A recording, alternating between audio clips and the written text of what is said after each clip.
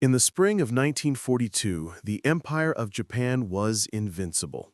In the months following the attack on Pearl Harbor, its forces had achieved a string of victories so rapid and so complete they defied belief. Hong Kong, Malaya, Singapore, the Dutch East Indies, the Philippines, all had fallen before the seemingly unstoppable tide of the rising sun. The Japanese people were told their homeland was sacred, protected by divine winds, the kamikaze, and an ocean moat thousands of miles wide. The military command, basking in this glory, believed the United States was a decadent, soft nation, stunned into paralysis, incapable of striking back. But on the morning of April 18, 1942, that illusion was about to be shattered by 16 bombers, 80 men, and a plan so audacious it was considered barely within the realm of possibility. This is not just the story of a raid. This is the story of a psychological shockwave that altered the course of a world war. To understand the profound impact of the Doolittle raid, one must first appreciate the depth of the despair into which it was launched. The United States, in the first months of 1942, was a nation reeling. The attack on Pearl Harbor was not merely a military defeat, it was a profound national trauma. The images of the USS Arizona exploding, of battleships capsizing at their moorings, were seared into the public consciousness. This was followed by a relentless cascade of bad news. In the Philippines, American and Filipino forces, under General Douglas MacArthur, were being pushed inexorably onto the Bataan Peninsula. The surrender of those forces and the ensuing death march was a horror that was still unfolding, a story of American helplessness broadcast to the world. The strategic situation was catastrophic. The Japanese Navy dominated the Pacific. Its carrier strike force, the Kido Butai, which had executed the Pearl Harbor attack, was intact and hunting for new targets. Its battleships and cruisers outclassed and outnumbered what the U.S. had left in the theater. The Japanese army seemed unstoppable, a veteran force hardened by years of war in China, now sweeping through resource-rich territories that fueled its war machine. The concept of Asia for the Asiatics, a propaganda tool of the Japanese co-prosperity sphere, was gaining a perverse traction as European colonial powers were humiliatingly ejected from their territories. Domestically, the American mood was a volatile mixture of rage and anxiety. There was a palpable fear of invasion, not on the mainland, but of Hawaii, Alaska, even the West Coast. Air raid drills were conducted in California cities. There were panicked reports of Japanese submarines shelling coastal facilities. The press was filled with maps showing the advancing Japanese tide, creeping closer and closer to the Americas. The question on everyone's mind, from President Franklin D. Roosevelt in the White House to the average citizen on the street, was not if America would strike back, but how and when. The nation needed a victory, not for territory, but for its soul. It needed proof that the immense industrial and human potential of the country could be translated into a tangible act of defiance. It needed to see that the war was not a one-sided affair. This desperate national need for a cathartic act was the crucible in which the idea for the Doolittle raid was forged. The strategic imperative was equally desperate. American military planners knew they could not win a war of attrition if the Japanese were allowed to consolidate their vast new empire behind an impervious defensive perimeter. The morale of both the American public and the military was a strategic asset as critical as any battleship. A blow had to be struck. It had to be dramatic. It had to target the very heart of Japanese confidence. It had to make the enemy feel vulnerable in a place they believed was utterly safe, the Japanese homeland. The concept was simple. The execution would be anything but. It would require a weapon that didn't exist, a tactic that had never been tried, and men willing to fly a mission from which they might not return. The genesis of the raid was as unlikely as it was brilliant. It did not emerge from the war plans of the Army Air Corps or the strategic deliberations of the Navy. It began, improbably, with a submariner. Captain Francis S. Lowe, the U.S. Navy's operations officer for submarines, was observing a mock bombing run on the outline of a carrier deck painted on an airfield in Norfolk, Virginia. He watched as twin-engine Army medium bombers practiced short takeoffs. A thought, wild and unformed, struck him. What if an Army bomber could take off from a Navy carrier? He took the idea to his superior, Admiral Ernest J. King, the formidable and irascible chief of naval operations. King, a man not known for entertaining fanciful notions, saw past the apparent absurdity and recognized a kernel of strategic genius. He gave Lowe a simple two-word directive: "Go ahead." The baton was then passed to a man whose name would become synonymous with the mission, Lieutenant Colonel James H. Jimmy Doolittle of the United States Army Air Forces. Doolittle was the perfect choice. He was not a desk-bound staff officer. He was a renowned aviator, an aeronautical engineer, and a test pilot. He was a man who understood the cold, hard mathematics of flight and possessed the daring to push those numbers to their absolute limit. The first and most critical question was the aircraft. A Navy dive bomber or torpedo plane lacked the range and bomb load. A heavy bomber was far too large. The only viable candidate was the North American B-25 Mitchell, a twin-engine medium bomber. It had the necessary range, could carry a meaningful bomb load, and its wingspan was just narrow enough to fit on a carrier's flight deck. But could it take off in the space of a carrier deck, roughly 500 feet, when it normally required over 1,000? Doolittle and his team calculated that with a light fuel load, a strong headwind generated by the carrier's speed, and flawless piloting, it was theoretically possible. Theory, however, had to be proven. The tests were conducted off the coast of Florida with the carrier USS Hornet. 2 B-25s, loaded to the minimum, successfully took off from the carrier's deck. The impossible was now merely improbable. The selection of the Hornet as the launching vessel was the next step.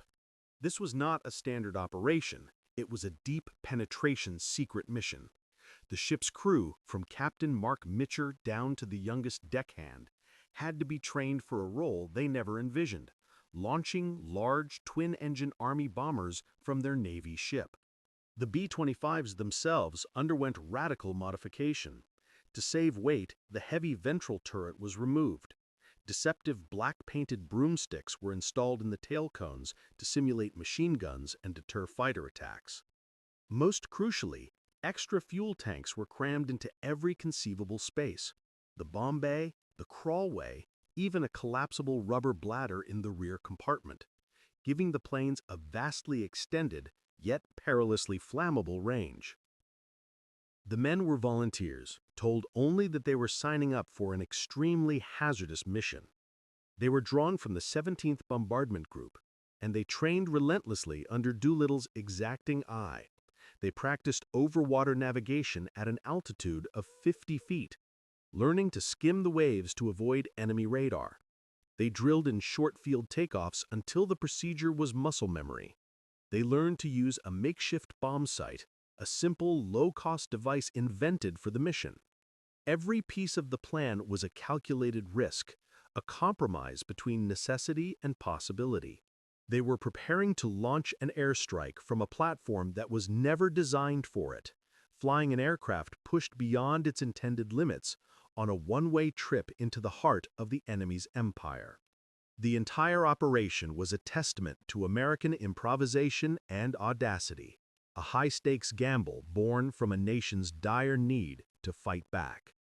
On April 2, 1942, the USS Hornet steamed out of San Francisco Bay under the Golden Gate Bridge. To any observer, it was a bizarre sight.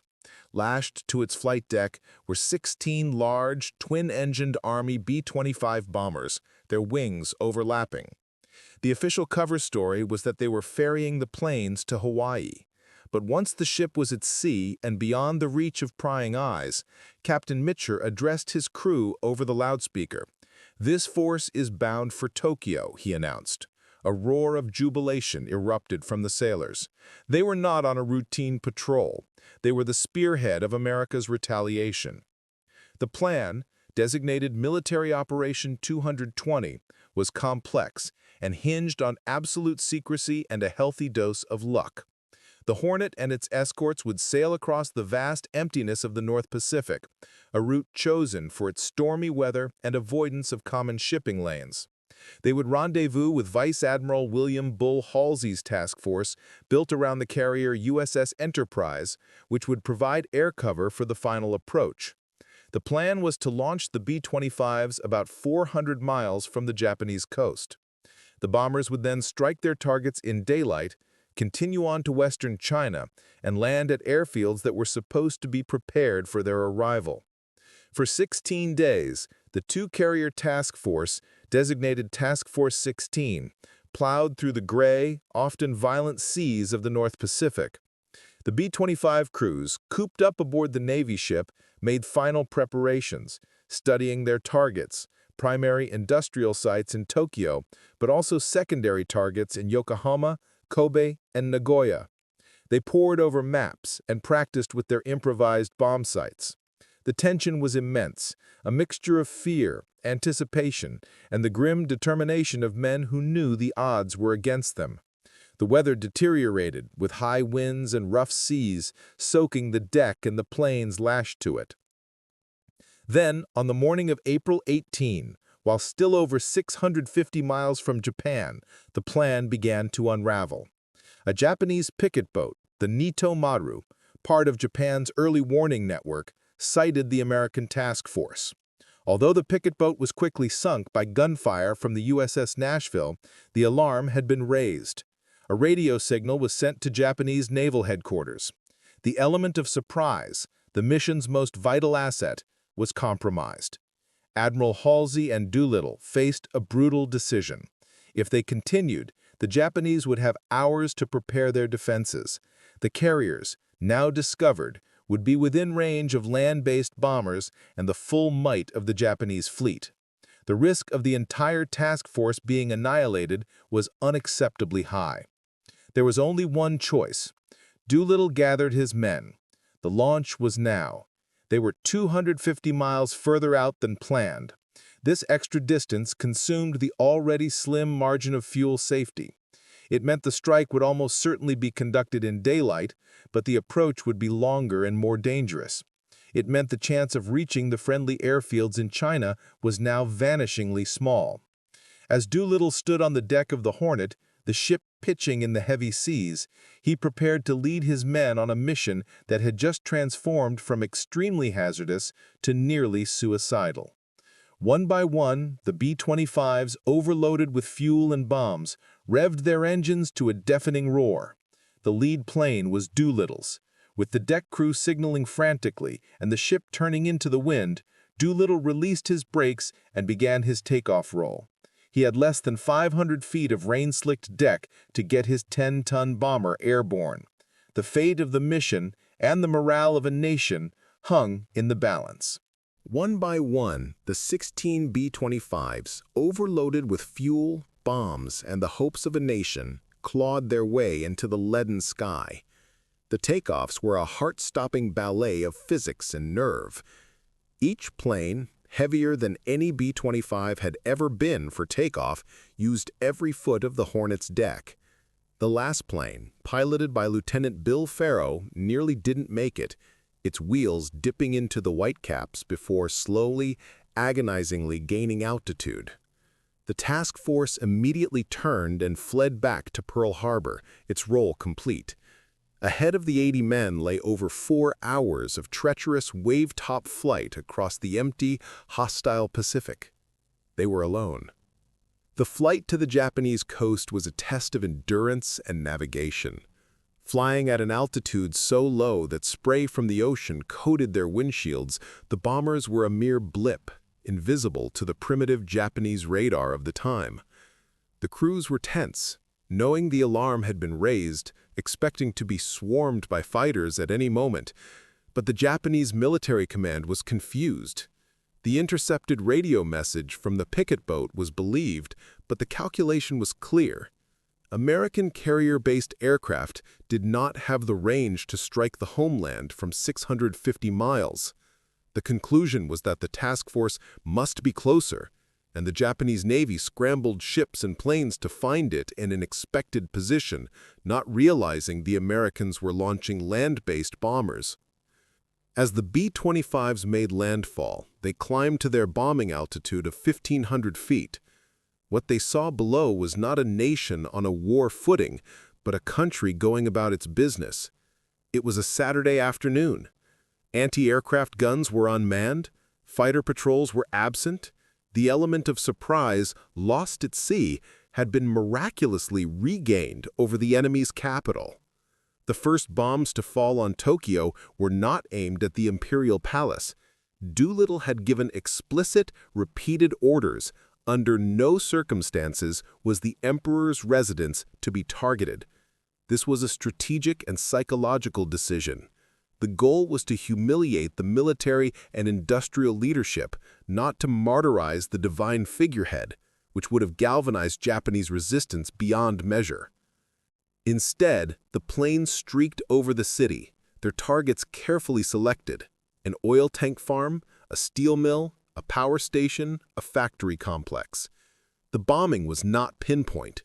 Flying at low altitude in a chaotic environment, the crews released their payloads using their simple, improvised bomb sites. Explosions and fires erupted across the industrial zones of Tokyo. The same scene repeated over Yokohama, Kobe, and Nagoya. The physical damage was, in the grand scheme of the war, minimal. A few factories damaged, some infrastructure set back, but the psychological impact of those explosions was incalculable. For the first time, the war had been brought home to the Japanese people. The wail of air raid sirens, the crack of anti-aircraft guns now frantically firing, the sight of American planes with white stars on their wings, these were sensations that fundamentally undermined the propaganda of invulnerability. The raid itself was over in minutes. The B-25s, having dropped their bombs, now pushed their throttles forward and turned southwest, heading for the long, desperate flight to what they hoped was the sanctuary of China. There was no dogfighting. Japanese fighters, taken completely by surprise, were only able to make a few ineffective passes at the departing raiders. One B-25 was lightly damaged by flak, but all 16 planes successfully completed their primary mission. They had struck the heart of the Japanese Empire and had gotten away clean. But the most dangerous part of their journey was just beginning. They were now low on fuel, heading into deteriorating weather, and flying towards a coastline controlled by a hostile, vigilant enemy. The thunder over Tokyo had echoed, but now silence and uncertainty descended upon the 16 crews. The flight from the Japanese coast to China was a slow-motion nightmare. Night fell, and with it came a brutal storm.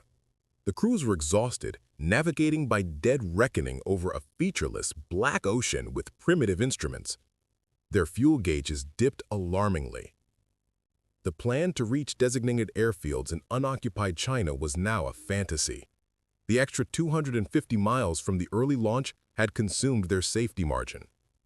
One by one, the engines of the B-25s began to sputter and die as the last drops of fuel were consumed. The order came from Doolittle: bail out. They were over mainland China, but in darkness and a raging storm, they had no idea if they were over friendly or enemy-held territory, over land or water, or even over a mountain. It was a leap of faith. Crews began to jump into the violent black void. For some, the landing was harsh but survivable. They found themselves in rice paddies, on hillsides, or in trees. For others, it was fatal. One plane crashed into the sea near the coast. Another plowed into a mountainside, killing several crew members instantly. The ordeal for the survivors was just beginning. They were scattered across hundreds of miles of coastal China, an area largely controlled by the Japanese army which was now enraged and conducting a massive search. The local Chinese villagers and guerrillas who found the American airmen took immense risks. To aid an American was an automatic death sentence from the Japanese occupation forces. Yet they did. They hid the airmen in their homes, provided them with peasant clothing, treated their injuries, and began guiding them on a perilous journey inland, through Japanese lines, to safety. The courage and sacrifice of these Chinese civilians became one of the most profound, yet often overlooked legacies of the Doolittle raid. But not all were so fortunate. 8 crewmen from 2 planes were captured by the Japanese. What followed was a brutal demonstration of the enemy's rage and humiliation. The 8 men were subjected to prolonged, vicious torture and show trials. They were charged, absurdly, with war crimes against civilians, a grotesque irony given the Japanese army's own record in China. The Japanese military command, desperate to extract information and make an example of them, subjected the men to starvation, beatings, and psychological torment. 3 of the 8, Lieutenants Dean Hallmark, Bill Farrow, and Sergeant Harold Spatz, were singled out. After a sham trial, they were taken to a cemetery in Shanghai and executed by firing squad. A 4th, Lieutenant Robert Meter, would later die of slow starvation and neglect in prison. The remaining 4 captured crewmen endured 40 months of horrific imprisonment, living in solitary confinement under constant threat of execution. Their survival was a testament to their own fortitude. Meanwhile, the majority of the other raiders, with the help of the Chinese, eventually made it to safety. One crew, landing in the Soviet Union, was interned for over a year before a staged escape was arranged by the NKVD. The cost had been high. 3 men dead in crashes, 3 executed, 1 dead in captivity, and 4 becoming prisoners of war. Of the 16 planes, all were lost. The mission, in purely material terms, had been a catastrophic loss. But material terms did not account for the seismic shift the raid had triggered in the psychological landscape of the war. The American public, upon hearing the news, erupted in jubilation. They finally had their victory. But in Japan, the reaction was one of profound and terrifying shock, a shock that would dictate the next and ultimately fatal phase of Japanese strategy. The Doolittle raid achieved what no American victory in the field had yet accomplished. It forced the Japanese High Command to react to American initiative. The strike on the homeland was a humiliation that Admiral Isoroku Yamamoto, the architect of Pearl Harbor, had deeply feared. He had warned that a successful American attack on Japan would have catastrophic consequences. Now, his prophecy had been fulfilled. The military's divine aura was broken. The emperor had been endangered. This could not stand. The raid triggered an immediate and massive reassessment of Japanese strategy. The central priority became the absolute, total defense of the home islands. This required the elimination of any potential American base from which further attacks could be launched. The focus of Japanese paranoia fell on the one place they believed the Doolittle raiders could have originated, Midway Atoll. This tiny strategic outpost, well within the range of hypothetical land-based bombers, became an obsession. The original, complex Japanese war plan for 1942 was now hastily and radically altered. The main objective became the invasion and occupation of Midway, to be used as a forward defense outpost and to lure the remnants of the American Pacific Fleet into a final, decisive battle where it would be annihilated. This strategic pivot, driven by rage and fear, was a catastrophic miscalculation. It played directly into the hands of American intelligence. U.S. codebreakers, who had partially broken the Japanese naval codes, were able to confirm that Midway was the next target. This allowed Admiral Chester Nimitz to orchestrate one of the greatest ambushes in naval history. He positioned his 3 available carriers, the Yorktown, Enterprise, and Hornet, northeast of Midway, lying in wait for the massive Japanese armada.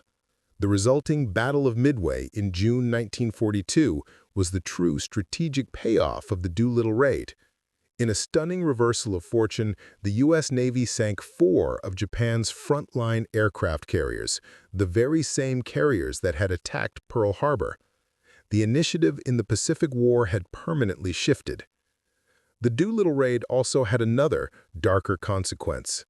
The Japanese Army's rage over the aid given to the American airmen by Chinese civilians triggered a massive punitive campaign in Zhejiang and Jiangxi provinces. Known as the Zhejiang-Jiangxi campaign, it was a campaign of horrific brutality. An estimated 250,000 Chinese civilians were killed by Japanese forces in retribution. Entire villages were wiped out, and any suspected of aiding the Americans were tortured and executed. This was the direct, bloody price paid by America's allies for the raid's success, a somber reminder that every act of war has unintended and often terrible repercussions. For the United States, the Doolittle raid was more than a tactical success. It was a moral and psychological turning point. It demonstrated that American ingenuity and courage could strike a blow against a seemingly invincible foe. It vindicated the concept of strategic bombing and showcased the potential of the aircraft carrier. Most importantly, it instilled in the American military a belief in its own ability to win. For Japan, the raid was the beginning of the end. It exposed the fragility of their defensive perimeter, shattered the myth of their invulnerability, and provoked a strategic blunder that cost them their carrier supremacy and ultimately, the war. The 16 planes that took off from the Hornet did not win the war that day, but they lit a fuse that led directly to the American victory at Midway, the first step on the long, hard road to Tokyo Bay and the deck of the USS Missouri.